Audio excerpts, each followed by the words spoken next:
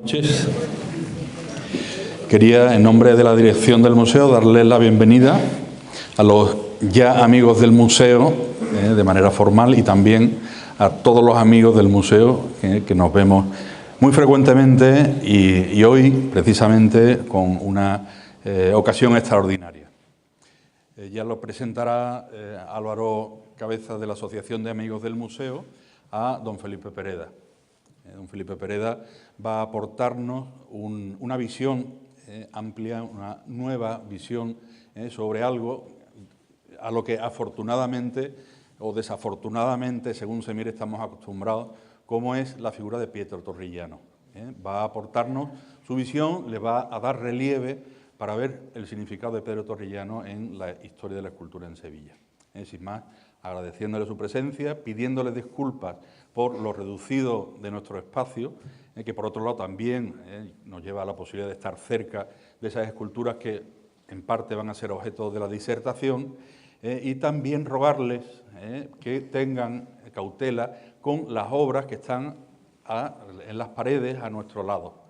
Cuando nos levantemos y circulemos, por favor, dejar una distancia de respeto para evitar riesgos de daños a las obras.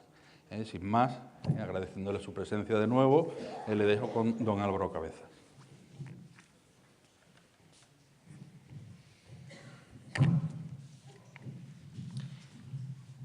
Buenas tardes.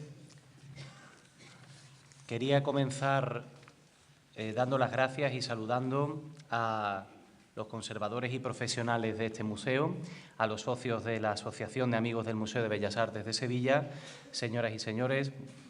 Muchas gracias por su asistencia a esta conferencia mensual que organiza nuestra asociación en esta ocasión tan especial en nuestro propio museo, gracias a la disponibilidad y enorme generosidad de su directora, Balme Muñoz, que nos ha acogido hoy aquí en el mejor sitio posible para disfrutar de la visita a Sevilla de nuestro conferenciante, el profesor Felipe Pereda, que voy a presentarles a continuación, en un currículum que yo he reducido muchísimo por no restarle tiempo. De todas maneras, tiene una trayectoria científica de más de 30 años. Él se licenció en Geografía e Historia, sección de Historia del Arte, y también en Filosofía en la Universidad Complutense de Madrid, doctorándose en la Universidad Autónoma de Madrid en 1996, con una tesis dirigida por el profesor Rodríguez Gutiérrez de Ceballos, que tenía por título El artista, la imagen y su público en Salamanca, 1520-1525, una aproximación a una iconografía funcional. En esa misma universidad trabajó como profesor hasta 2011, momento en que comenzó su periplo profesional internacional que le llevó a impartir clases en el Instituto de Investigaciones Estéticas de la Universidad Autónoma de México y en la Universidad Johns Hopkins de Estados Unidos desde 2011 a 2015, año en que comienza a trabajar como profesor de arte español en el Departamento de Historia del Arte y de la Arquitectura en la Universidad de Harvard, ocupando la cátedra Fernando Zobel. Además, es miembro correspondiente de la Real Academia de la Historia. Su línea principal de investigación es el arte español de finales de la Edad Media y principios de la Edad Moderna, teoría del arte, teoría de la imagen e historia de la arquitectura, y ha desarrollado trabajos sobre estos temas con muchos e importantes colegas, entre los que habría que citar al prestigioso profesor Fernando Marías, con quien Felipe Pereda ha firmado no menos de 9 publicaciones. En definitiva, Pereda es un gran exponente del interés actual de la historia del arte por la cultura visual de la alta edad moderna y por la tratadística sobre arte y arquitectura. Además, ha dirigido o participado en 11 proyectos de investigación financiados por instituciones y ha desarrollado durante todos estos años una importante labor docente y de gestión. Sin embargo, lo más valioso de su trayectoria es lo que determina concretamente sus investigaciones en el mundo de la cultura visual y lo que quedará como un excelente legado, y son las publicaciones que les señalaré a continuación, tan solo unas pocas porque tiene muchísimas, pero siempre tienen un título sugerente y atractivo y que al conocerlos o recordarlos no creo que les quede ninguna duda acerca del planteamiento y de la metodología reflexiva y ciertamente filosófica que utiliza nuestro conferenciante. En cuanto a algunos capítulos de libros, por ejemplo, está el de Los ojos del carpintero, teoría de la visión e imagen de la conversión en la Biblia de Arragel y la fuente de la vida, en el libro El espejo perdido, de 2023.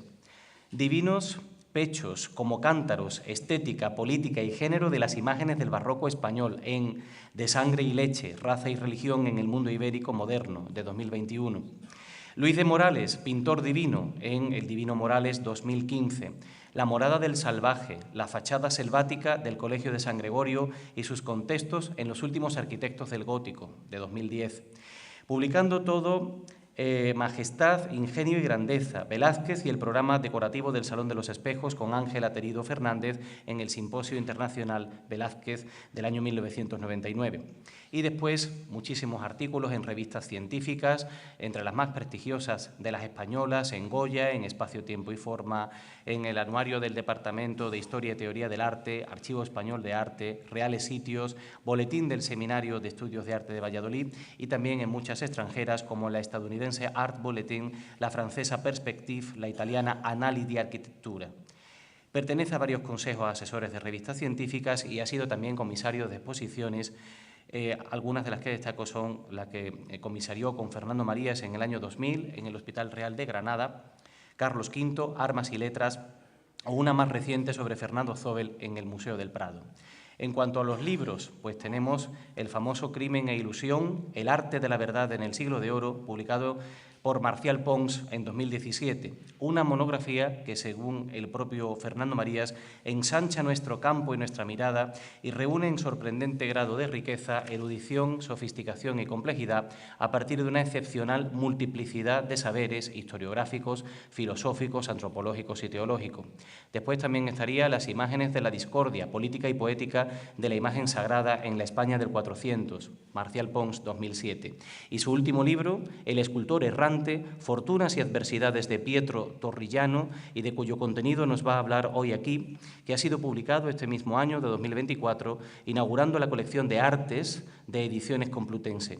El libro es la primera monografía jamás escrita sobre el artista y ofrece un modelo para el estudio de la relación entre las tradiciones artísticas locales y la movilidad de los artistas en el Renacimiento. Lo ha presentado en la Universidad Complutense de Madrid, también delante del David de Miguel Ángel en la Galería de la Academia de Florencia, pero le faltaba presentarlo aquí, en Sevilla, donde Torrillano falleció en 1528 y delante de la que quizás sea su escultura más icónica y más impactante, el San Jerónimo Penitente, que este artista florentino realizó en Sevilla para los Jerónimos de Buenavista en torno al año 1525. Y en la misma sala donde, por cierto, también se expone la Virgen de Belén. Ambas imágenes supusieron desde muy pronto un enorme hito en la Escuela Sevillana de Escultura que se estaba configurando por esos años, marcando la pauta de escultores como Jerónimo Hernández, Nicolás de León, Juan Bautista Vázquez el Viejo, Martínez Montañés o, más tarde, los artistas que se formaron en la lógica académica imitando las formas de la estatuaria clásica y del Renacimiento. Su autor, el barrista Torrillano, interesó por su vida aventurera y atormentada y fue figurado tanto por Goya como por el pintor historicista José María Rodríguez Losadas, interesados ambos en su postración y muerte en la cárcel sevillana, y también interesó a numerosos analistas e historiadores hispanos, desde el propio Francisco Pacheco, Antonio Palomino en su Parnaso español, Antonio Pons, Ceán Bermúdez y más modernamente a los historiadores Elías Tormo, Manuel Gómez Moreno, José María Azcárate, José Hernández Díaz, además de a los historiadores extranjeros como Milanesi, Giusti, Chastel o Chiardi.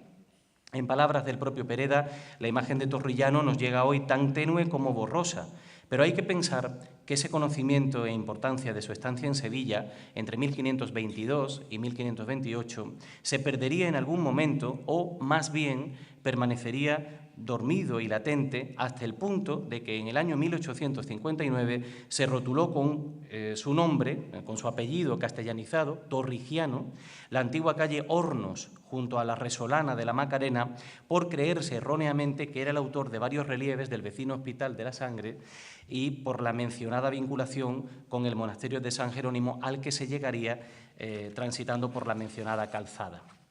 Con este trabajo que hoy nos presenta, en la que es su primera comparecencia ante los amigos del museo, Felipe Pereda corona el conocimiento sobre el artista y nos aporta nueva luz sobre una personalidad atractiva y atrayente. Gracias, profesor, por acompañarnos esta tarde. Es para nosotros un honor que esté aquí y esperamos que con este acto no rompamos esa distancia que quería poner cuando comenzó a redactar su libro en inglés entre el propio artista, la memoria del propio artista y su experiencia personal. Así que gracias una vez más y suya es la palabra. Muchísimas gracias, Álvaro. Es difícil describir el honor que me hacéis desde los amigos del Museo de Bellas Artes de Sevilla, pero desde el museo mismo con esta invitación que para mí es realmente muy emocionante. Lo es por el significado de este sitio y lo es por el protagonista de este último trabajo al que he dedicado este libro. La última vez que di una conferencia sobre Pietro Torrigiano lo hice, como acaba de recordar Álvaro, delante del David de Miguel Ángel en la Academia en Florencia, y estaba mirándome desde detrás. Ahora tengo detrás el San Jerónimo de Torrigiano. Hemos decidido velarle momentáneamente para dejarme por lo menos el espacio de poder hilar esta conversación. Pero es verdad, y quería empezar con esto, que cuando di esa conferencia en Florencia hace ya un par de años, cuando hablaba de Torrigiano en Florencia, y pongo Florencia como un ejemplo del mundo, Torrigiano no es un personaje que sea realmente muy conocido en Italia. Lo conocen por su leyenda, pero no por su obra, ni mucho menos, salvo aquellos que han venido a la ciudad de Sevilla. Y este olvido, curiosamente, tiene una historia peculiar, porque el olvido de Torrigiano, de alguna manera, y creo que me puedo permitir hablar del olvido de Torrigiano, ya sé que es extraordinariamente conocido en Sevilla, pero poniéndonos un poco en un contexto más amplio, no ha sido siempre así. Voy a empezar con una cita del autor de la que fue la primera guía del Museo del Prado, Luis Eusebi, en el ensayo sobre las diferentes escuelas de pintura, donde decía, estamos en 1822, ¿vale? Poco después, 3 años después de que se abriera el Museo del Prado. Torrigiano, que era superior en inteligencia y ejecución y gusto Berruguete y Becerra, y acaso al mismo Buonarrota, no trabajó en España más que una medalla para la Catedral de Granada y la célebre estatua del San Jerónimo penitente del monasterio de Buenavista, junto a Sevilla, por lo que tuvo, dice él, pocos imitadores. Y es sorprendente, ¿verdad? Es decir, esta idea de que es el escultor más importante del Renacimiento español, argumento que yo intento precisamente soportar en la monografía que he escrito. Lo que no estoy en absoluto de acuerdo, como intentaré demostrar al final de esta conferencia, es aquello de que tuviera pocos imitadores. Al contrario, yo creo que los tuvo y muchos, y casi se puede decir que es de alguna manera el origen de la gran imaginería sevillana. Pero lo importante, como decía, es que en el olvido de Torrigiano hasta cierto punto, el hecho de que esta sea la primera monografía que se le dedica, es por la razón de que el mito y la leyenda le han ganado de alguna manera la partida al artista. Torrigiano es más conocido por lo que le hizo a Miguel Ángel, romperle la cara en una trifulca como adolescentes, que por el valor de su propio arte, insisto, fuera de la ciudad de Sevilla, ¿no? Para muchos, fuera de esta ciudad, Torrigiano es poco más que un héroe de cómic, el protagonista de una novela picaresca, y así por este motivo a mi libro le he llamado Fortunas y adversidades de Pietro Torrigiano, más por este protagonismo errático que por haber sido un individuo real e histórico. Esta es una de los muchos documentos que encontré en mi investigación. Esto es un cómic publicado en los años 50 en Francia, donde se describe con todo lujo de detalles la vida novelesca de nuestro artista pícaro, ¿no? Y enfrentados a este problema, digamos, de la mezcla indisoluble entre leyenda y ficción, entre leyenda y historia de la vida de Torrigiano, se me ofrecían como dos opciones. La primera era separar el grano de la paja, intentar apartar la leyenda y intentar escarbar solamente el personaje histórico. La otra opción, que es por la que he optado, era asumir que historia y leyenda son dos aspectos hasta cierto punto indiscernibles en su obra, y que desprenderse del mito de Torrillano al hacer esta monografía hubiera sido como, voy a utilizar aquí una expresión inglesa, tirar al niño con el agua del baño. En inglés se dice throw the baby with the bath water, ¿no? Como si te deshaces de la palangana y tiras al niño con ella, ¿no? Porque realmente el mito de Torrillano, el que le identificaba con una suerte de originario y rebelde Prometeo del Renacimiento, ofrecía en realidad, incorporada a esta historia, un valor interpretativo fundamental sobre su arte. Es decir, se trataba de ver cómo el mito podía ser una atalaya desde la cual ver el significado que había tenido el arte de Torrillano para su tiempo, ¿no? Es decir, de alguna manera se podría decir que el mito ofrecía, y así lo he intentado, una suerte de posibilidad hermenéutica. Y así es como llamé al libro. El libro lo publiqué originariamente en inglés y luego ha sido gracias a la Universidad Complutense que el libro ha sido traducido al español. En cualquier caso, lo importante es que historia y mito están profundamente imbricados en la persona de Torrillano, desde que su vida fue recogida por su primer biógrafo, el italiano Giorgio Vasari, en la primera edición de sus famosas Vidas, publicadas en 1550, vinculando así para siempre su persona trágica a la vida fulgurante del superhéroe del Renacimiento. Y el superhéroe del Renacimiento, como todo el mundo sabe, es no otro que Miguel Ángel Buonarroti, ¿no? Por lo tanto, el mito siempre ha perseguido a Pietro Torrillano. Y como muestra, vaya un botón. En 1797, Francisco de Goya vino a Sevilla, camino de Sanlúcar de Barrameda, a donde se dirigía para disfrutar de la excedencia que había obtenido de la Real Academia de Bellas Artes de San Fernando para reponerse de la enfermedad que habría de dejarlo sordo por el resto de su vida. Y en Sevilla se encontró con un magnífico conocedor de la ciudad, que es ni más ni menos que Juan Agustín Ceán Bermúdez, con el que mantendría una larga amistad durante toda su vida, que se prestó a servirle de Cicerone, ¿no? Y entre los muchos sitios a los que le llevó por la ciudad de Sevilla, uno de ellos era el monasterio de Buenavista, que entonces, en el año 97, todavía se encontraba en pie y no en las ruinas en las que le redujo la ocupación del ejército francés.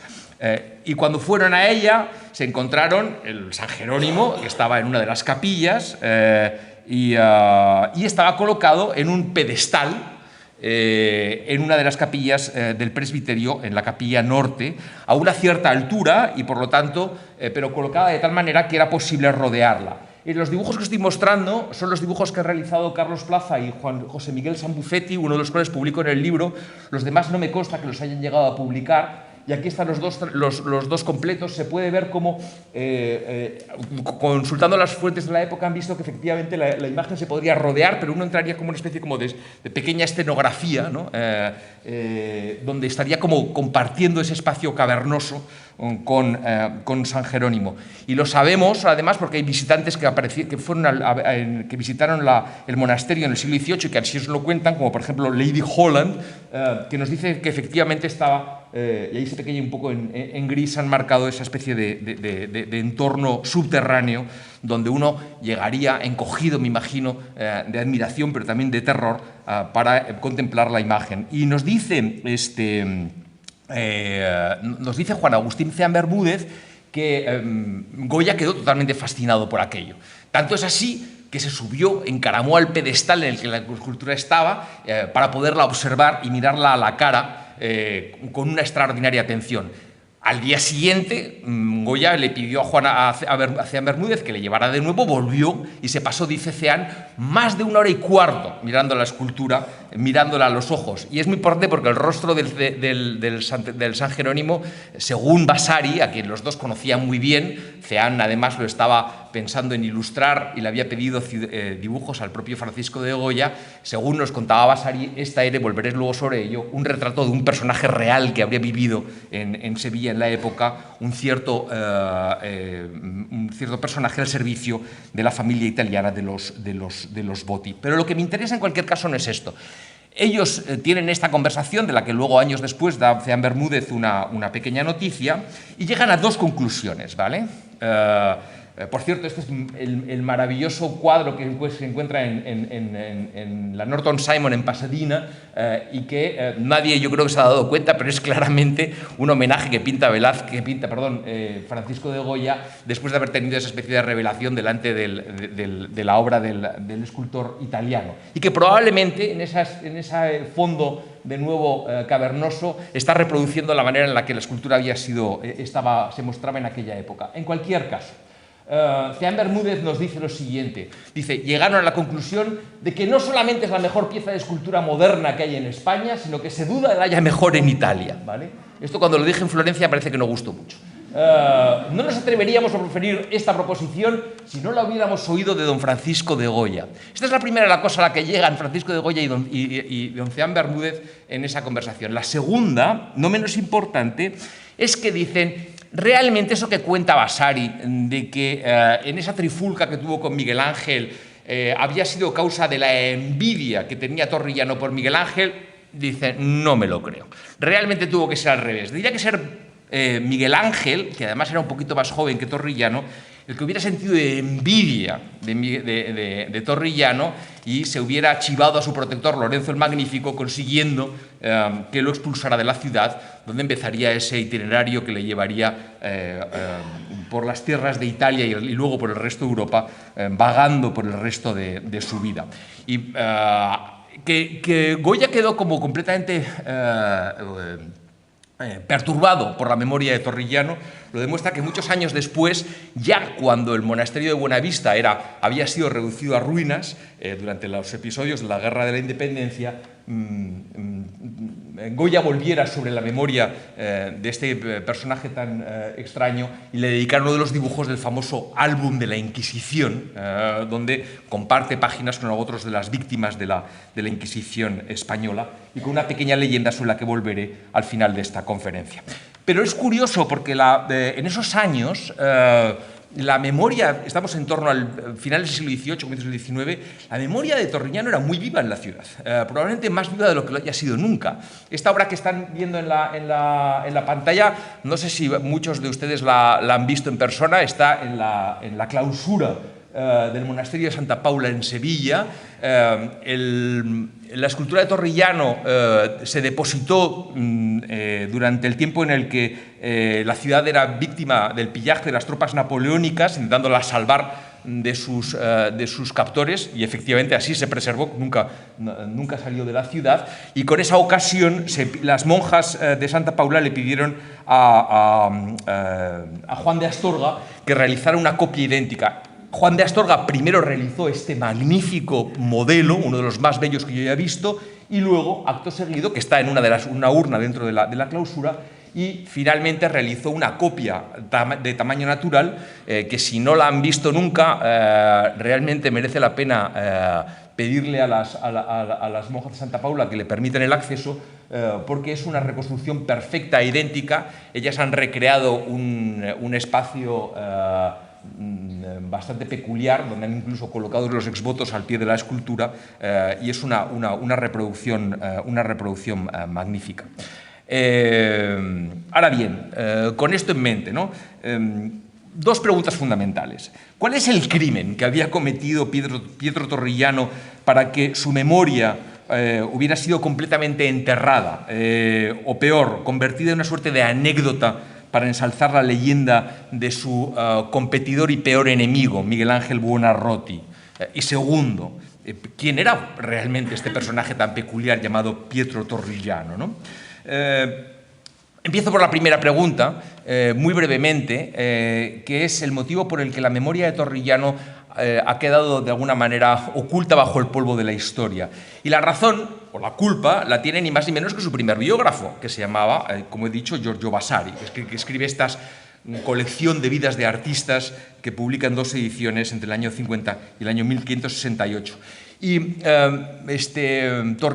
Vasari, que es responsable de haber conservado la memoria de los grandes artistas del Renacimiento, lo hacía con una biografía escrita, ¿vale?, de la cual hay muchas traducciones, pero también con un retrato de los artistas, para el cual él reservaba un óvalo donde solía colocar la efigie del personaje al que se daba homenaje. Y curiosamente, Vasari dejó ese óvalo vacío, hueco, de alguna manera sirviéndole a la construcción de su memoria en la biografía que dejaba escrita, pero al mismo tiempo condenándole al olvido, sacrificando su rostro, ¿no? Una especie de damnatio memoriae que solamente comete con 3 artistas en toda su larga colección de biografías. Una especie de amor-odio por este personaje al que respetaba, pero que al mismo tiempo condenaba por haberse atrevido a desfigurar el rostro del artista al que él más admiraba, que era lógicamente Miguel Ángel Buonarroti. Y el motivo por el cual lo hacía es porque consideraba que la personalidad de Torrigiano estaba como infecta por un estigma tremendo, que es precisamente el de la soberbia, ¿no? Uomo bestiale e superbo, un hombre bestial y soberbio, le llama otro de sus biógrafos, Condivi, en 1553, que también da cuenta, también torcida, de la memoria de Torrigiano.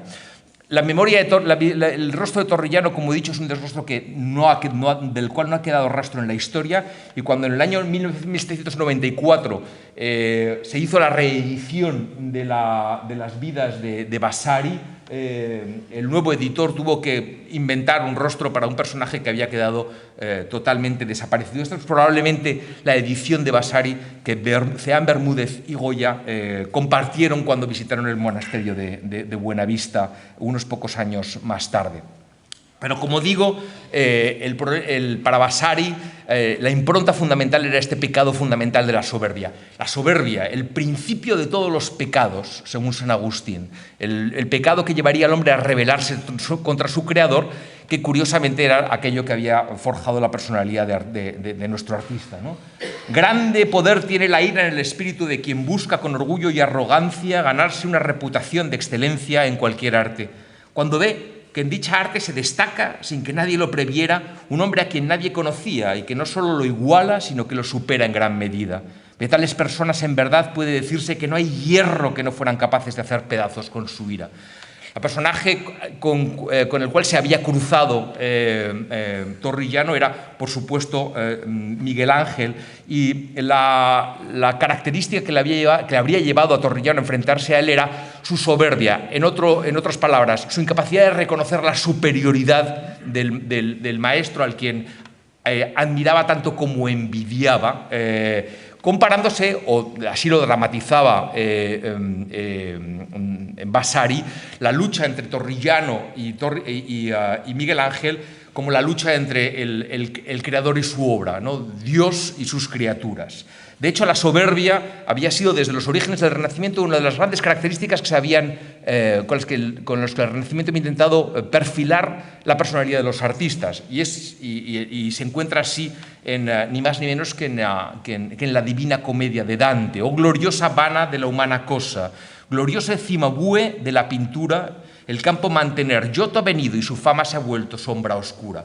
Los versos de Dante nos recuerdan, ilustran esta idea del Renacimiento, donde la superación artística se construye como un fenómeno de rivalidad. Giotto tiene que matar al padre, que es Cimabue, para hacer lucir su propio genio por encima de la historia.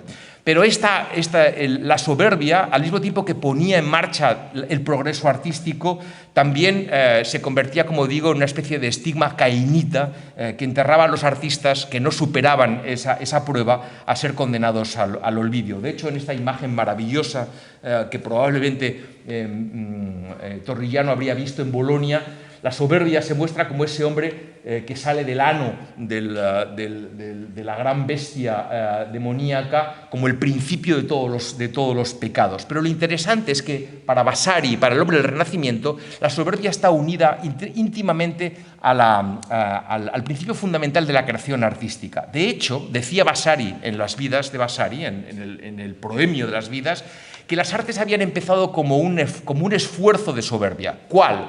Bueno, precisamente la de cuando los hombres crean o intentan crear una serie de creaciones que compitan con las que el propio Dios ha hecho. Frente a las del hombre, a las de Dios, que es las criaturas naturales, el hombre crearía estatuas a las que intentaría dotar del espíritu de la vida. Para Vasari, el ejemplo fundamental de esta soberbia primigenia sería, por lo tanto, Prometeo. Prometeo modela de arcilla unas figuras a las cuales da el aliento de la vida y, por lo tanto, compite con la propia creación. Torrillano, de alguna manera, encaja en este modelo en el que se convierte en el artista soberbio que le echa un pulso al creador, haciendo imágenes que tengan tanta vida como la que él mismo es capaz de darles. Antes del diluvio, decía Vasari, la soberbia de los hombres encontró la manera de hacer las estatuas de aquellos a quienes quiso hacer inmortales. Por lo tanto, para Vasari, para el hombre, el renacimiento de la soberbia es un arma de doble filo. De alguna manera impulsa la creación, impulsa la competitividad artística. Por el otro lado, condena a algunos de sus creadores a una especie de olvido eterno, ¿no? La primera pregunta, por lo tanto, es esa. ¿Por qué condenó Vasari a Torrillano? Por un exceso de soberbia, por haber puesto su soberbia en competición ni más ni menos con Miguel Ángel. Ahora bien, ¿quién era Pietro Torrillano? Esa es mi segunda pregunta. Bueno, un escultor errante, un nómada, un hombre nacido en Florencia en 1492, que en 1472, que en 1492, 20 años más tarde, es expulsado de Florencia precisamente por haberse enfrentado al gran favorito de Lorenzo el Magnífico, Miguel Ángel Buonarroti. Poco después, si me vais siguiendo las fechas en mi mapa, se dirigiría a Francia, al sur de Francia, está documentado en Aviñón a comienzos del siglo XVI. De ahí se dirige a Bruselas, donde trabaja para Margarita de Austria. Siempre esta especie de periplo del artista maldito, ¿no?, que ya no puede volver nunca a Florencia. Después se documenta brevemente en la ciudad de Londres, trabajando para los Tudor, nada más y nada menos que en las tumbas de la abadía de Westminster. En el año 1519 vuelve brevemente a la ciudad de Florencia, precisamente para reclutar artistas que le permitan llevar a cabo los grandes empresas a las que se enfrenta en Londres, y poco después, según una teoría, vuelve a Londres, según otra, y desde ahí se desplaza a Sevilla, donde entre el año 1526 y 1528 moriría en las cárceles de la Inquisición española. Más probable es que, en mi opinión, esa muerte se produjera después de que hubiera regresado directamente desde Florencia en esos mismos años. La muerte de Torrillano sería la guinda que pondría el cierre de oro a esta vida totalmente novelesca. Pero quiero que se fijen brevemente en el mapa que están en la pantalla, para ver lo que es la vida realmente errante de un escultor. Los artistas del Renacimiento a veces los vinculamos con los centros donde se desarrolla su carrera, donde germina su arte. La vida de Torrillano es al contrario, es una especie como de película de ficción donde cruza toda Europa, y lo que es más importante, a lo largo de todos esos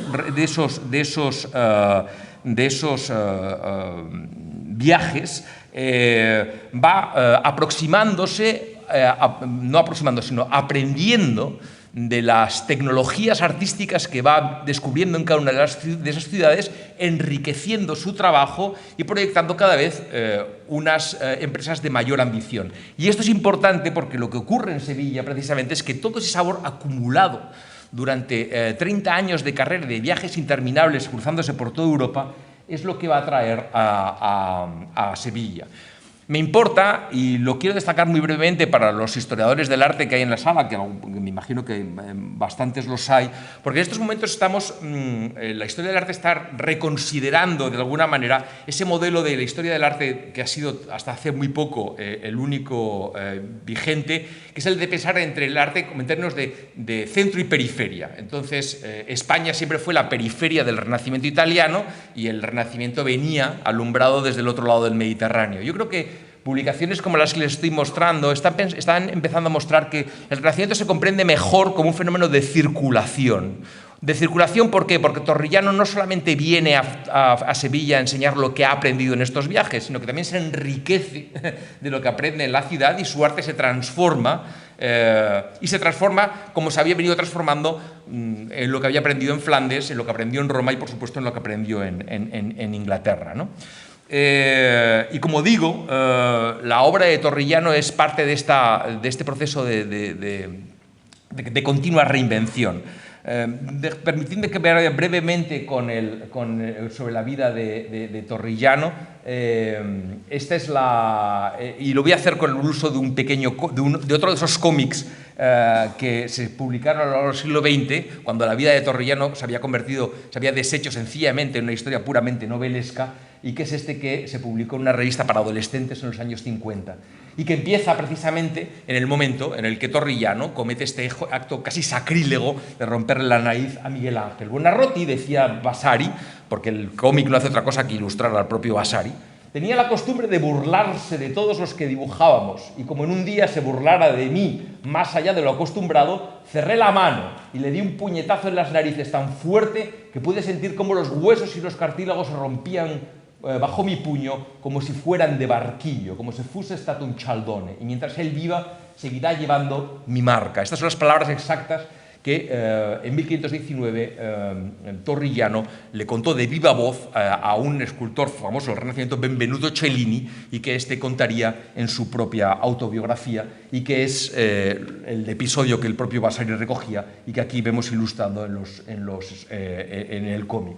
De hecho, el rostro de Miguel Ángel siempre quedó deformado, y así lo reconocería a su biógrafo autorizado, Ascanio Condivi, y así lo reconocería en los retratos que de él proliferan desde el Renacimiento, como el autorizado de Daniele da Volterra, esta especie de nariz aplastada, schiacciata, que es esa especie en este caso, un estigma de martirio artístico, de haber sido violentado por su gran rival Pietro Torrellano. A raíz de lo cual, Pietro Torrellano se enrola en el ejército, no como condottiero, sino como mercenario, ¿vale?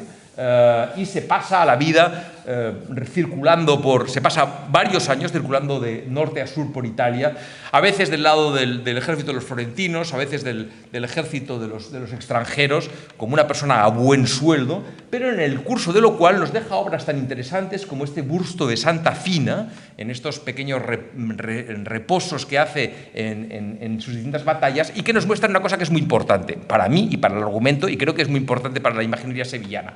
La escultura policromada no es una cosa que Torrellano encuentra en Sevilla. El fenómeno de Torrellano no es el de un personaje que se adapta y se convierte a una cultura artística local, sevillana, periférica y primitiva, sino al contrario, es el arte que él ha practicado desde que él tenía uso de razón. Las esculturas policromadas son precisamente las que le habían hecho famoso, aunque, como digo, en este periodo de su vida se ganara las lentejas más dando mandobles de espada que no haciendo uso de los instrumentos del escultor. Pero todos los años, toda la obra cuando uno reconstruye la vida de Torrellano, y eso es lo que intenta hacer en el libro, toda su vida está siempre tejida de un continuo desencuentro con sus patronos. Es decir, realmente la personalidad violenta que nos dibuja Vasari la confirman con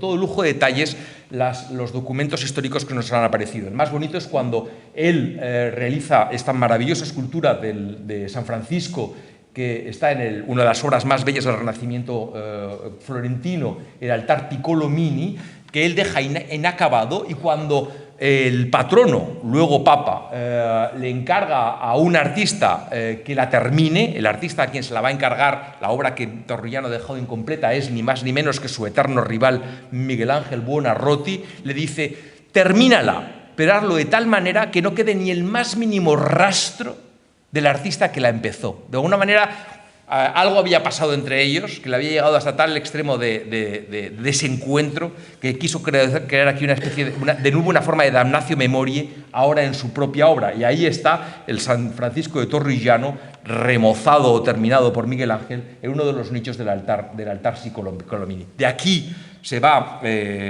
como decía antes, a continuar su peripecia a la Inglaterra de los Tudor, donde consigue el apoyo ni más ni menos de Enrique VII, que le va a encargar una de las obras más importantes del Renacimiento, si no la más importante de las obras del Renacimiento en Inglaterra, que es, por supuesto, la tumba de Enrique VII y de la reina Elizabeth de York, una obra extraordinaria que está en estos momentos, que ocupa todavía el centro de la capilla de Nuestra Señora en la abadía de Westminster, y donde también se encuentra la otra obra más importante que realiza en Londres, que es la tumba de Lady Margaret Beaufort, la madre del rey, y que es una escultura maravillosa de bronce sobre una lápida de mármol negro brillante, y con una inscripción en letras doradas al pie que iba a redactar ni más ni menos que uno de los personajes que le va a acompañar durante gran parte de su vida, de una manera u otra, que es el gran humanista Erasmo de Rotterdam. La traigo, esta imagen, con la idea de mostrar una cosa muy importante, que es el hecho de que Torrigiano es un escultor fundamentalmente que trabaja en el modelado. Trabaja con sus manos, no esculpiendo el mármol, sino trabaja en dos géneros que requieren el modelado. Por un lado, la terracota, el barro, y por otro lado, la escultura, que sirve luego para ser fundida en bronce. Es decir, él trabaja en un medio que es totalmente distinto de aquel que favorece su enemigo fundamental, que es Pietro Torrigiano. El final de la historia de Torrigiano es más conocida en la ciudad de Sevilla. Le encarga una obra el duque de Arcos, precisamente el patrono del monasterio de Bonavista. Torrigiano la cumple, así decía así contaba Vasari, pero cuando Torrigiano recibe el pago por la obra que ha realizado para él, cuenta el dinero en maravedíes.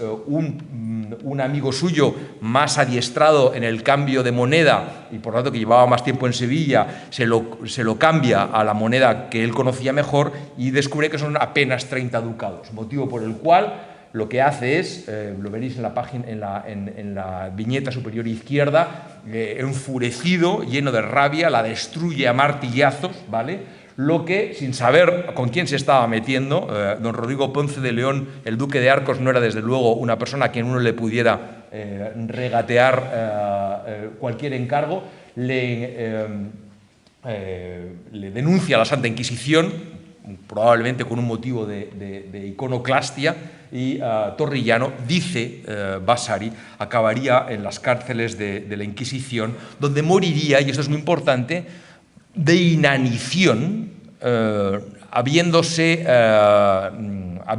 rehusado comer de la mano de sus carceleros. Y esta es la historia precisamente que se haría, que como digo, sería el broche de oro de la biografía escandalosa de Pietro Torrigiano. Yo siempre pensé que esto era una anécdota totalmente ficticia, y así, de hecho, el gran editor de la obra de Vasari, Gaetano Milanesi, cuando leía esta parte de la historia, escribía lacónicamente en italiano: pare veramente una fábula. Esto tiene que ser fabuloso, esto es imposible que le haya pasado a nadie en el Renacimiento.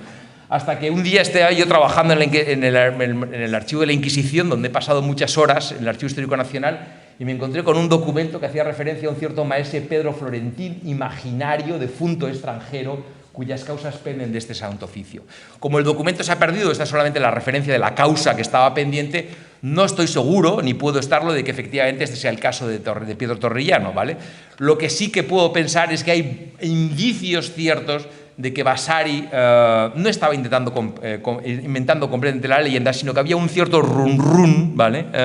Se me permite la expresión un poco coloquial, de que efectivamente Torrigiano había muerto en España, y de hecho su obra se interrumpe ahí y nunca más sabemos de su continuación. Es muy interesante el texto, de este texto de documentación, que si es Pietro Torrigiano a quien se refiere a él como imaginario, ¿vale? Es decir, él, que era un escultor, ha sido como rebautizado en Sevilla en la condición de un oficio que en Italia no se conocía, o que se conocía de una manera muy especial, que es el de imaginero, ¿no? Como por ejemplo Pedro Millán firma en su maravilloso Ecce Homo del museo la escultura que está al otro lado de la puerta, ¿no?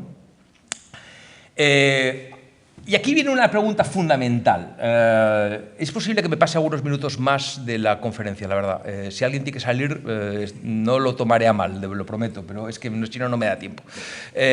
¿Cómo es posible que Vasari supiera todo esto? ¿Vale? Y esta es la pregunta que yo me hice fundamentalmente al principio, porque ¿qué credibilidad tenía el texto de Vasari? Y esto nadie se lo había planteado, curiosamente. Bueno, pues resulta que sabemos, o creo que se puede demostrar con cierta verosimilitud, que Vasari tenía buenas fuentes a la hora de conocer esta historia. ¿Por qué? Bueno, Vasari nos dice que el retrato del San Jerónimo está tomado de un personaje real que era un dispensiero, ¿cómo se diría? Un servidor, un empleado de la familia, de una familia florentina llamada los Botti. Y él sabía perfectamente el nombre o el apellido de la familia para que trabajaba, quien le había servido de modelo. Y cuando uno mira quién eran los Botti, pues resulta que es toda una familia, ¿vale?, bien conocida para los estudiadores de la economía sevillana del Renacimiento, que había establecido su taller en Florencia, en Sevilla, pero que tenía una parte de su empresa, porque era una empresa familiar, tenía dos ramas. Una rama estaba en Florencia, desde donde hacía sus encargos, y luego esa familia, que eran 4 hermanos, 5, formaban como una especie de red comercial. El sevillano que había abierto el negocio en Sevilla se llamaba Jacopo Botti. Por lo tanto, el personaje que le dio el rostro, o que le prestó el rostro al San Jerónimo, era un personaje que trabajaba para Jacopo Botti. ¿Y esto por qué importa? Bueno, importa porque Jacopo Botti tenía dos hermanos, ¿vale?, Francesco y Matteo, que precisamente le habían encargado a Giorgio Vasari que les hiciera el retablo de su capilla funeraria en Florencia. Y ahí está, en el Carmine. Estas fotos las tomé el otro día, las tomé hace poco para el libro. Es decir, es que el señor que está en Sevilla es de una familia con la que él trabaja. Es más, Mateo, que está ahí, ¿vale?, había encargado a Vasari una obra que sabemos, y está perfectamente documentado, que le había encargado y enviado a Sevilla a su hermano Francesco. Por lo tanto, no solamente es que Vasari esté al tanto de esta familia, es que está creando obras para que sean precisamente exportadas a la ciudad de Sevilla. Desgraciadamente, esa obra a la que se refieren los documentos no ha llegado a nuestros días, pero la red era bastante tupida lo suficiente como para que Vasari hubiera tenido noticia de lo que estaba pasando en Sevilla a través de los miembros de esta familia para los cuales él estaba sirviendo. Hasta ahora, ¿vale?, he estado refiriéndome a Torrigiano como un escultor, ¿vale?, eventualmente como un imaginero, pero la realidad, y esto es importante para entender la importancia de su obra, es que en la época en la que él estaba trabajando, él no se hubiera probablemente considerado un escultor, sino se hubiera considerado un modelador, es decir, el oficio de los que modelan esculturas en barro. Y uno de ustedes dirán, bueno, ¿qué más da? ¿Es una manera específica de hablar de las cosas? Pues sí da bastante, ¿vale? Porque en las fuentes originarias del Renacimiento, del mundo en el cual se está moviendo, y me estoy refiriendo al propio Vasari, pero también al gran León Battista Alberti, que había escrito un tratado sobre la estatua unos años antes, el escultor es el que trabaja en mármol. Y ahí tenemos un retrato de Miguel Ángel trabajando el mármol, clavándole el cincel en el pecho a una escultura que está realizando. La talla en mármol está vinculada, la talla del escultor está vinculada a los materiales duros y a una suerte de violencia especial en el acto artístico.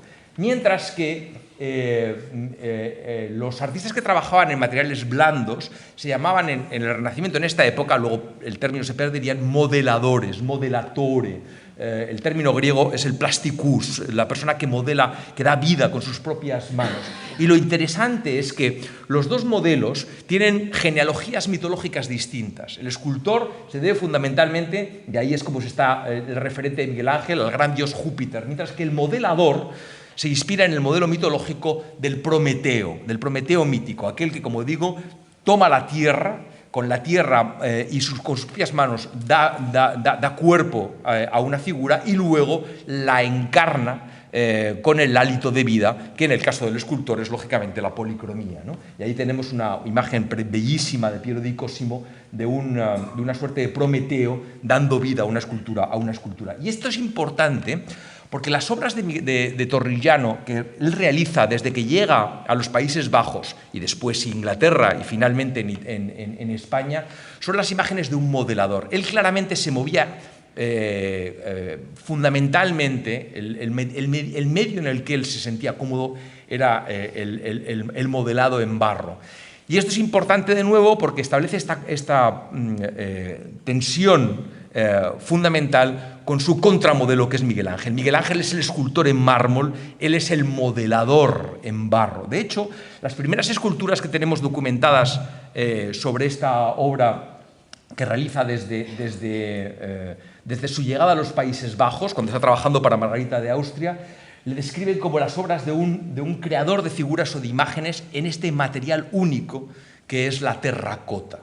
Y volveré dentro de un momento a esta obra, porque hay un documento magnífico de 1510 que muestra cómo no solamente está vendiendo un lenguaje distinto, sino buscando también un mercado, en este caso el de Margarita de Austria, que es ni más ni menos que la tía del emperador Carlos, capaces de apreciar la capacidad de un artista de crear la ilusión de vida en un material tan específico como es la tierra. Y es precisamente en este medio privilegiado en el que él se ha formado desde el que ha salido de Florencia en 1492, donde realiza algunas de las obras más extraordinarias.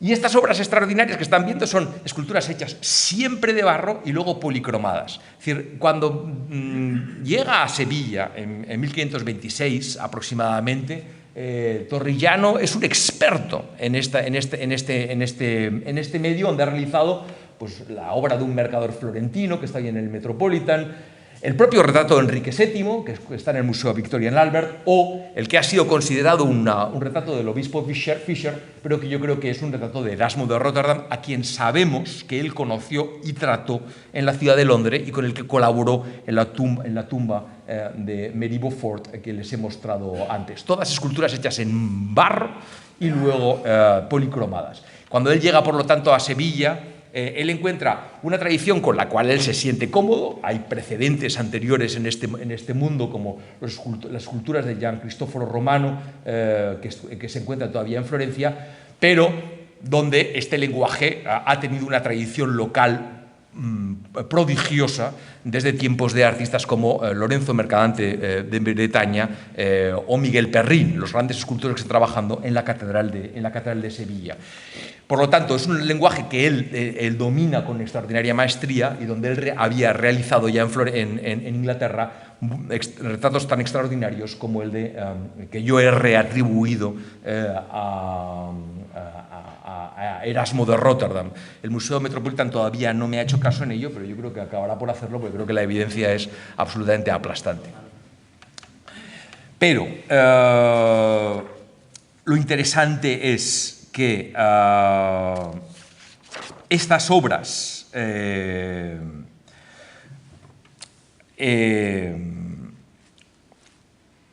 realizan en relación a unas tradiciones, como digo, que se van enriqueciendo con lo que él va encontrando en el curso de sus viajes. Este es el retrato maravilloso que hace de Enrique VII, pero que está sacado de una máscara mortuoria o máscara funeraria que había realizado previamente en el lecho de muerte del rey Enrique VII en Londres para realizar un maniquí que fue utilizado en sus funerales regios.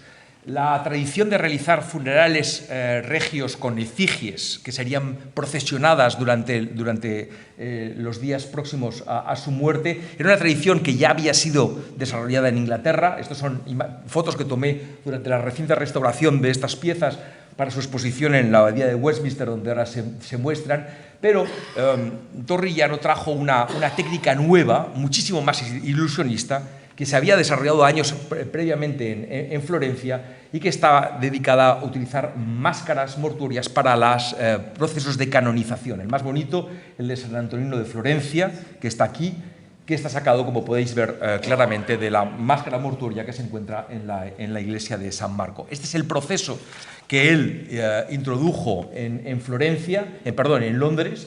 La imagen de la izquierda es lo que se hacía antes de que él llegara, es el busto de Isabel de York, y la imagen que veis en el centro, en la parte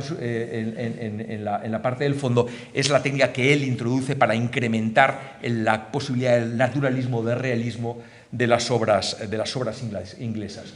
Las imágenes, como digo, se incorporaban a maniquíes articulados, como tantas iglesias, como tantas imágenes sevillanas, ¿verdad? Y que luego se procesionaban en las calles y que además se utilizaban con postizos. Cuando estuve examinando estas imágenes en el laboratorio de la Abadía de Westminster, descubrimos con claridad que sobre la parte de la oreja se ve claramente todavía algunos restos de haber tenido una peluca, por lo tanto eran imágenes que encajarían muy bien con eso que a veces llamamos imágenes vestideras, ¿verdad? En la tradición española, pero que imágenes que llevaban el naturalismo hasta su máximo extremo. Estas imágenes, no sé si están saliendo un poquito deformadas en este caso, pero es precisamente esto lo que él había venido desarrollando, aquí se me hago mejor, en los años anteriores, ¿no? Esta es probablemente la más bella de los retratos que él realizó en su periplo europeo y que nos muestran lo que yo creo que es fundamental recordar hoy en el Museo de Bellas Artes de Sevilla, que es que el impulso realista que la crítica ha identificado como una suerte de contaminación de su obra sucedida cuando empezó a trabajar en Sevilla, en realidad es el resultado fundamental de su periplo artístico. Dos ejemplos. En el retrato que estáis viendo en la pantalla, el que realizó de María Tudor, Mary Rose Tudor, no confundir con María Tudor, la futura esposa de Felipe II, y que realizó en los Países Bajos en 1509, y que es, creo, como muestran esta superposición de las imágenes, un retrato de María Tudor.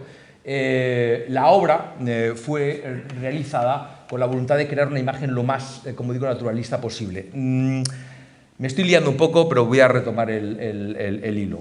¿Por qué digo que es...? A ver si con esta lo podemos ver mejor. La escultura, y esto a ver, aquí están, ¿vale?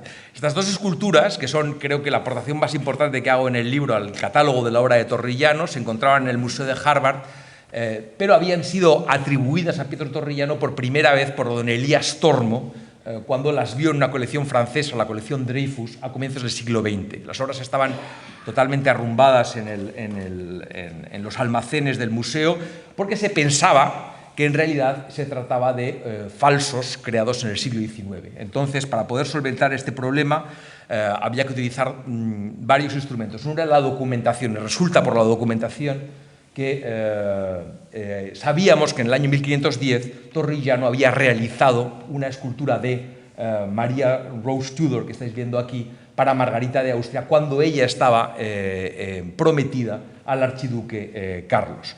Para poder comprobar que efectivamente estas obras no eran falsificaciones del siglo XX, sino auténticos originales del siglo XVI, había que utilizar primero dos cosas. Primero había que poder identificar a la persona a la retratada con la mujer a la que sabíamos que Pietro Torrillano, de la que había realizado un retrato, Mary Rose Tudor, y precisamente por eso hacía esa superposición, que mal lo he hecho antes, perdón. Y que se puede ver que efectivamente es una persona de características fisionómicas muy parecidas. Lo más importante, una vez se había hecho esta identificación, era mostrar que esta obra realmente no era una obra, una posible recreación del siglo XIX, sino que efectivamente estaba datada a comienzos del siglo XVI, y efectivamente en los talleres de la Universidad de Harvard y la colaboración del gran experto en esta materia, que es el profesor Siegel, pudimos datar la obra a comienzos del siglo XVI gracias a los análisis de termoluminescencia, y finalmente se trataba de poder demostrar que la obra era exactamente aquella que había realizado Pietro Torrigiano, porque el documento se refería al retrato como una obra que se había fragmentado, se había roto en el cuello, y las imágenes, no solamente los infrarrojos, sino las imágenes antiguas, demostraban que efectivamente la obra se había quebrado. Ahí está, ahí está, ¿no? Estaba rota por este mismo sitio. A ver, lo importante a lo que voy es que esta obra que hemos podido atribuir gracias a estos análisis al taller de Pietro Torrigiano muestra cómo el lenguaje del modelado permitía a Torrigiano poder rivalizar con las obras del gran naturalismo desplegado en el retrato de su época. Por ejemplo, los grandes retratos de la pintura neerlandesa que él tuvo la oportunidad de contemplar durante sus viajes, y de hecho incluso poder imitar pequeños detalles, como por ejemplo las pequeñas agujas que sujetan su tocado, y que en esta maestría total del lenguaje de la terracota, Torrigiano conseguiría llegar a su máxima expresión. Para poder reconstruir el taller y el catálogo de la obra de Torrigiano haría falta, sin embargo, una cosa que todavía no hemos podido hacer, que sería poder proceder al estudio de sus huellas digitales. Este es un trabajo que Toni Siegel ha realizado previamente en la obra de Bernini, y que en este momento todavía no hemos podido hacer, sencillamente porque no tenemos el número de pruebas suficientes. Pero las obras, como la de la derecha, que es el busto de Enrique VII, o la de Mary Tudor en el Museo de Harvard, que estáis viendo a la izquierda, tienen huellas digitales suficientes para poder llevar este trabajo a término. Si algún día tuviéramos las del San Jerónimo de Torrigiano, creo que el catálogo se podría hacer con mucha precisión. De hecho, estudios como el que estoy escribiendo se han realizado con la ayuda de la policía científica, y no estoy exagerando, con la ayuda de la policía científica, para poder atribuir algunas de las piezas de otros artistas de esta época, ¿no? En cualquier caso, y voy un poco al final porque ya sé que me he pasado ya del tiempo, ¿no?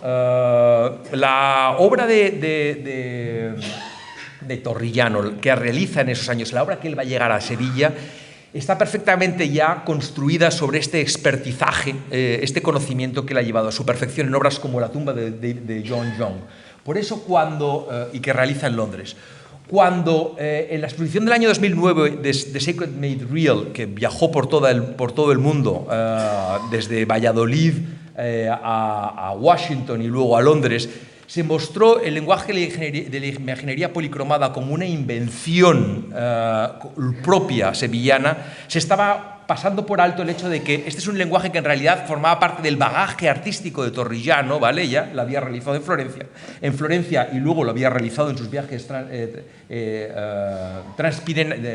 transpirenaicos, y que sencillamente lo que haría sería florecer en el contexto sevillano.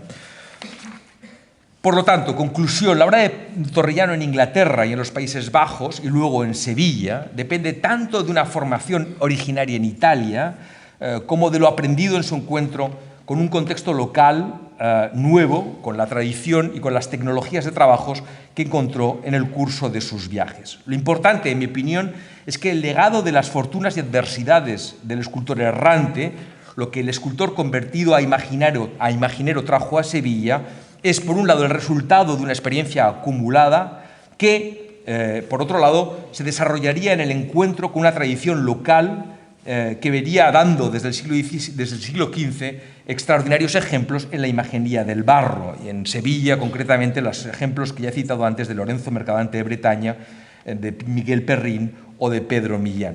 Al mismo tiempo, sin embargo, es interesantísimo comprobar cómo toda su obra, pero particularmente la sevillana, puede entenderse como el resultado de un ejercicio extendido en el tiempo con su viejo rival Miguel Ángel, el maestro del mármol, al que Torrigiano oponía las posibilidades únicas del modelado en barro, del modelado en la tierra. Y así sus obras más importantes sevillanas lo ilustran, creo que de manera convincente, si no elocuente. En primer lugar, la Virgen de Belén, que estáis viendo, o que tenéis a vuestras espaldas, ¿vale? Porque la tengo allí, que es supuestamente el modelo de la que el duque de Arcos había querido duplicar y por la que Pietro Torrillano se había visto defraudado del pago, en realidad es claramente una recreación o una contrapropuesta de la imagen que había realizado para un comerciante florentino, Moucron, y que estaba depositada en Brujas, donde sabemos que él tuvo la oportunidad de verla, y que en realidad es la respuesta a un modelo propio, que estaba un modelo único que estaba en la colección de los Sassi,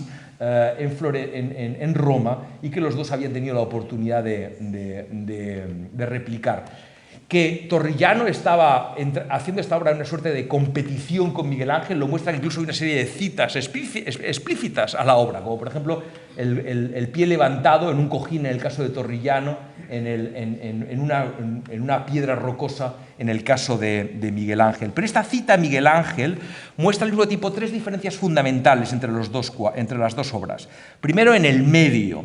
Uno trabaja en el mármol, el otro trabaja en la terracota. Luego en el género, la policromía del de la izquierda frente a la monocromía radical siempre de las obras de Miguel Ángel. Y por otro lado, el estilo, el idealismo de las obras de Miguel Ángel frente al realismo crudo de las obras de Pietro Torrillano, que en mi opinión no son tanto el resultado de una influencia, sino de lo que yo llamaría suerte de respuesta crítica, subversiva o incluso polémica con Miguel Ángel, y con el modelo de belleza que encarnaba su autoridad, una respuesta radicalmente opuesta a los modelos de la antigüedad que habían servido para la obra del florentino.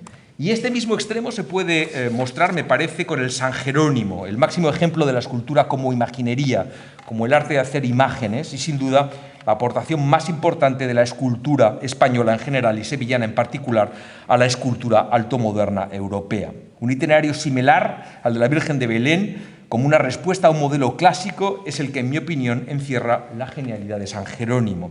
Porque aunque la crítica ha reducido la formación de Pietro Torrillano a la copia de modelos antiguos durante su aprendizaje en el Jardín de San Marco, donde se había formado bajo la tutela de Bertoldo de Giovanni, la vida errante de Torrillano le expuso a modelos que serían mucho más influyentes en su carrera como escultor, el más importante de los cuales es el torso del Belvedere, una escultura que se encontraba en la colección de una artista con la que él colaboró en varias ocasiones, Andrea Breño,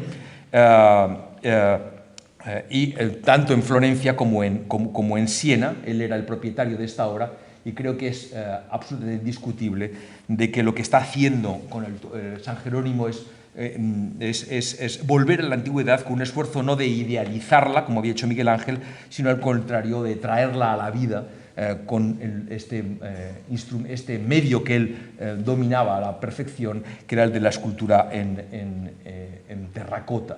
La espalda del San Jerónimo es casi se diría una especie como de competición con el gran modelo que más admiraba Miguel Ángel, de la misma manera en que, partiendo de un mismo modelo, como había pasado antes con la Virgen de Belén, Torrillano, quien muy probablemente había visto la escultura del Moisés cuando se encontraba guardada en el estudio de Marcello dei Corvi en Roma, se puede considerar, como digo, el San Jerónimo una especie de respuesta a Miguel Ángel, siempre con un mismo modelo antiguo y siempre en estos tres medios a los que me he referido antes. En el medio, la terracota frente al mármol; en el género, la policromía frente a la policromía; y fundamentalmente en el estilo, la idea de un radical naturalismo frente a los modelos que habían inspirado a Miguel Ángel. Y es aquí curioso que la ascendencia de Miguel Ángel sobre la obra del torso del Belvedere sobre la obra de Miguel Ángel es uno de los elementos más legendarios precisamente de la ascendencia antigua o del referente antiguo de su obra. Y termino, y ahora sí que hoy termino, ¿vale? Este es el legado fundamental que Pietro Torrillano legaría a los imagineros sevillanos de los 2 siglos siguientes, y que ellos convertirían en un lenguaje propio. Pero no me resisto a recordar que los artistas sevillanos y andaluces, como todos ustedes bien saben, volverían continuamente los ojos al San Jerónimo como una de las obras que más admiraban. El primero, Miguel Perrín, a quien yo creo que hay que considerar el autor más que probable del San Jerónimo que se encuentra ahí en San Guadalupe. Miguel Perrín, de hecho, luego copiaría, y esto está bien documentado, se inspiraría en obras como la Virgen de Belén, para la imagen que le encargó un canónigo sevillano y que le enviaría, y que se encuentra hoy en la Catedral de León, que es sencillamente una especie como de recreación o reinvención del modelo florentino. Pero, como digo, Lo interesante es ver que el San Jerónimo se convirtió en una especie de modelo inigualable por un lado del Pietro Torrigiano histórico, y ahí están la obra que se encargó para guardar ni más ni menos que las reliquias que habían de custodiarse en el monasterio de San Lorenzo del Escorial. No sabemos quién es el artista de ese relicario, probablemente sevillano, es extraordinaria la pieza, pero con ellas, ¿vale? Y ahí se puede ver magníficamente cómo están copiando el real, pero con ellas, por supuesto, las obras de Juan de Mesa, de Montañés, de Salcillo o más recientemente de Villabrilla y Ron. Todos artistas que, contrariamente a lo que decía Luis Eusebi, volvían sistemáticamente a los ojos sobre la obra de Torrigiano como su gran fuente de inspiración, hasta hoy en día, ¿vale? Esta obra la saqué en el taller de un imaginero local, Francisco Fernández Enríquez, que me abrió las puertas de su estudio y donde cuando estábamos trabajando, me estaba enseñando sus obras, pude descubrir que en una de las repisas de su taller tenía ni más ni menos que una copia del San Jerónimo de Torrigiano, ¿no? Pero, y aquí sí que voy a terminar en 2 minutos, lo hicieron no solamente los artistas recordando su modelo, el modelo del artista histórico, sino también recordando su fantasmagórica leyenda. Aquí están las obras de los dibujos de Daniel Urrabieta, realizó para el libro que Antonio Mélida dedicó a una obra inspirada en la leyenda de Torrigiano, escrita por José Zorrilla, pero por supuesto los fragmentos que supuestamente se habían hecho sobre los pedazos que habían quedado resultado de la destrucción de la obra que había realizado de acuerdo a Vasari, y que sabemos que ya en el siglo XVIII, la imagen de la izquierda, se utilizaban para estudiar en la Real Academia de Bellas Artes de San Fernando, ahí está documentado en la edad, o que todavía a mediados del siglo XIX el gran estudioso inglés Stirling Maxwell, cuando vino a Sevilla, le mostraron una escultura como esa y le dijeron: esta es el fragmento de la mano en la teta, lo que queda de la escultura que el propio Torrigiano destruyó con sus propias manos, y donde todavía los escultores de esta época utilizan como modelo de maestría. No hay que recordar que Juan de Astorga era un contemporáneo precisamente de los hechos que estamos contando. He agotado mi tiempo disponible esta tarde y probablemente también su paciencia, lo siento, pero permítanme concluir con el homenaje que le rindió a Pietro Torrigiano otro célebre artista, Francisco de Goya. Goya no solo leyó la leyenda prometeica de Torrigiano como la del artista capaz de insuflar la vida en la materia muerta, sino fundamentalmente por el precio que había de pagar por su soberbia, su hibris, ¿vale?, en el término griego. Así, al igual que Prometeo había muerto rechazando la clemencia que le habían ofrecido los dioses, también Torrigiano, al menos eso decía Vasari, había muerto de inanición rechazando la comida que le ofrecían sus carceleros. Esto exactamente es a lo que se refiere la inscripción que el dibujo del álbum el álbum de la Inquisición de Goya lleva escrito. Una invitación personal y cómplice a resistir en su lucha contra las fuerzas institucionales de la Iglesia que habían limitado su libertad artística. No comas, célebre Torrigiano. Muchas gracias.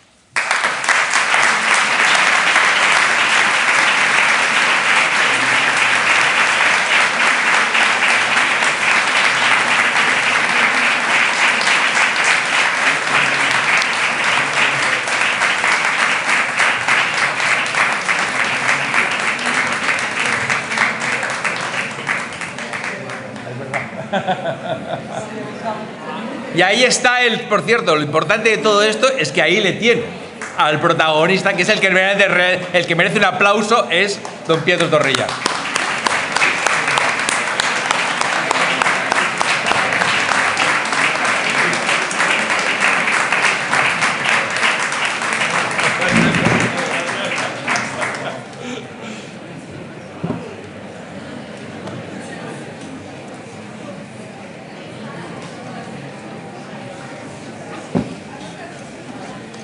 Ay, que me he hecho un lío ahí de repente a mitad de camino, por favor. Enhorabuena, Felipe.